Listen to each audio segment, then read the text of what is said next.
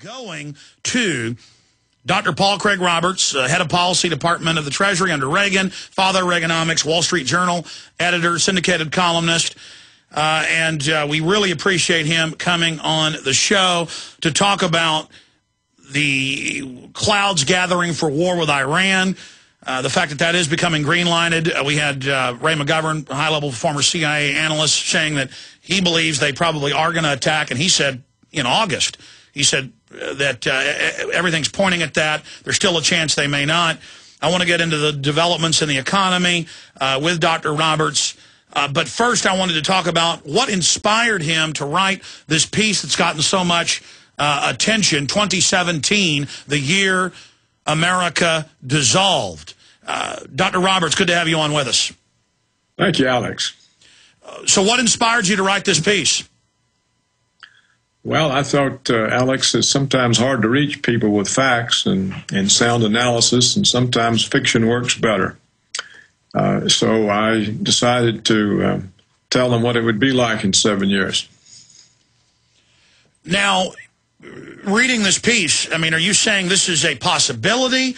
And if so, on a scale of 1 to 10, 10 being road warrior collapse, a road level collapse, versus a 2 or 3 being what we're living under right now?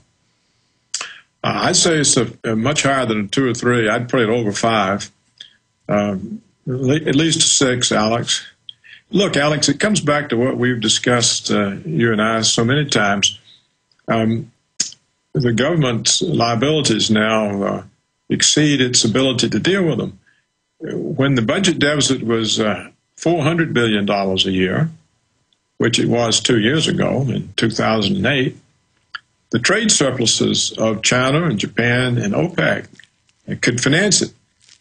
But for the last 2 years, the budget deficit has been not $400 billion, but 1,400 billion. And that's 1,000 billion more than the world has to lend us. And so there's no way to finance these deficits. Now, initially, they financed them by giving the banks all that money, loading up taxpayers with more debt. And then the banks used all the money to buy Treasury bonds, which they exchanged for their worthless derivatives. And that financed the deficit. But they can't bail out the banks by $1 trillion every year. So it only leaves printing money. So the minute they print money, 2 things happens. That is, what happens is when the government takes its debt to auction, there's nobody to buy it, the Federal Reserve buys it by creating demand deposits. So the Treasury writes checks. Well, that's new money. That's just like printing money. So what happens when that occurs on a massive scale? 2 things. One, the dollar ceases to be the reserve currency. So the United States can't pay its import bills.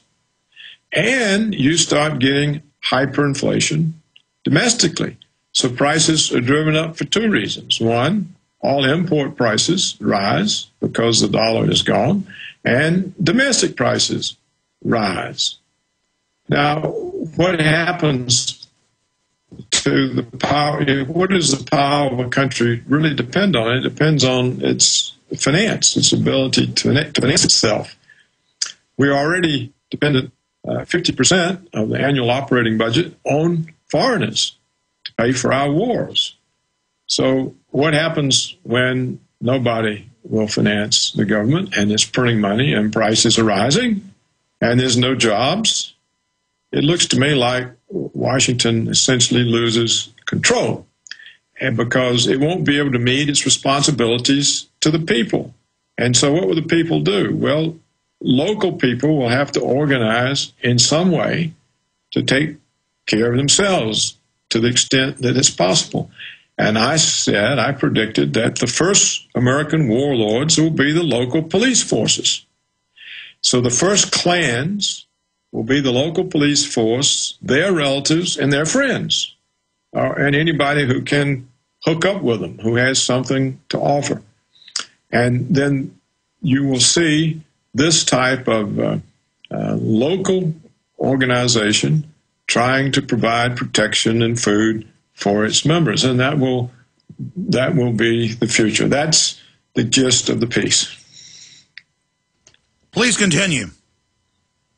Well, when you have these local clans, they first organize around the police, then they organize around whoever has stocks of food, stocks of gold and silver, guns and ammunition, anyone who has something to sustain a community in some way.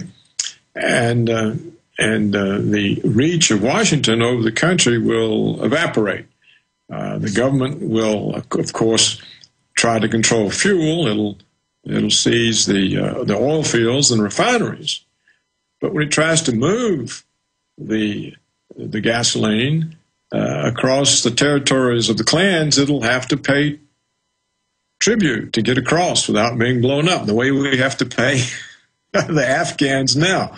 We can't move fuel to the troops without paying off all the warlords along the way. Well, there's payoffs in Iraq as well.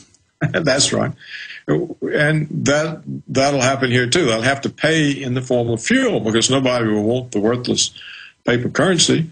And so that's the way the local communities will get fuel, by taxing the movements of the federal government's efforts to supply itself in Washington and its troops. And I said the most likely effect is that the troops we have abroad, most of them will simply be abandoned because they won't be able to get them home. And the troops abroad will have to then make alliances with the people that they're currently fighting or trying to occupy. And then you'll just see a general breakdown. So you have to ask yourself, how can a country have a world empire that can't finance its domestic government budget? It's not possible. Well, it's going to start World War III with Iran, and I want to get into that with you. But Dr. Roberts, I mean, you're a highly respected economist, and I mean, I put a lot of stock in what you have to say, and so many other experts are pointing out who do know history that it can happen here. North Korea is a failed state. Mexico is now basically a failed state run by regional governors and warlords battling it out with the drug cartels over that money. And already many areas of South Texas and Arizona look like what you describe in your piece that you wrote, The Year America Dissolved 2017.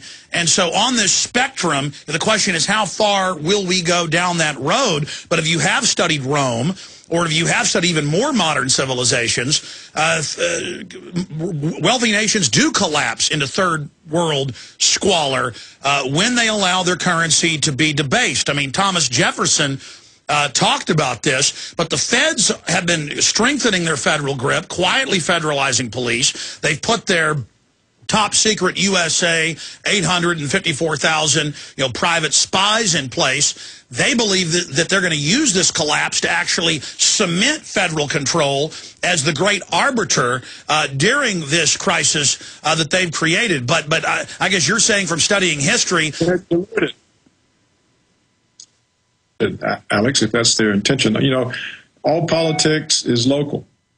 And the local police are not going to desert their communities to serve some foreign occupying power any more than the Taliban or the warlords do in Afghanistan. So I think you're going to see that if that's the plan of the centralizers, it's not going to work, because it would imply that the people locally would simply be prepared to be done away with, and they won't be. And the government, it won't have any resources. So you're saying, sir, because they get their resources from us at the local level. And again, historically, you're right. Look at third world nations. Once Argentina was even more wealthy per capita than the U.S. 100 years ago, but they allowed this manipulation of currency and debt. And so many of their cities, one sector is controlled, just like Brazil, by the gangs, the other by the police. I mean, this is the norm. What you're saying, not the exception. But I'm getting from this that you're saying you believe that this is going to happen. I don't see any way around it. What Washington would have to do to avert that would not be accepted to the private oligarchies that rule the country. So it looks to me like it's inevitable. Right now, you see it. Everything works for the private oligarchies because they have a very short-term time horizon. They're all getting rich from offshoring jobs, from running up debts with military wars that puts money in their pockets and so on. So what benefits them is destroying their base. And but as long as they're individually benefited, they won't see the net effect of the action. They'll only say, oh, I'm getting more money. So it doesn't seem to be a way out. Keep in mind, too, Alex, the Soviet Union collapsed instantly. It was here one day and gone the next. And the CIA, right down to the minute it collapsed, was denying it would ever collapse. This powerful government, they control everything. They have total power everywhere. Well, look at Romania. I mean, Ceausescu, that happened within a matter of hours. And Niall Ferguson, just the other week, he's a historian of empire. He was speaking in Aspen to the group where they go to think big thoughts. And he said the American collapse could be very sudden because of the massive debts. There's really no way you can be the reserve currency when you have this sort of debt explosion.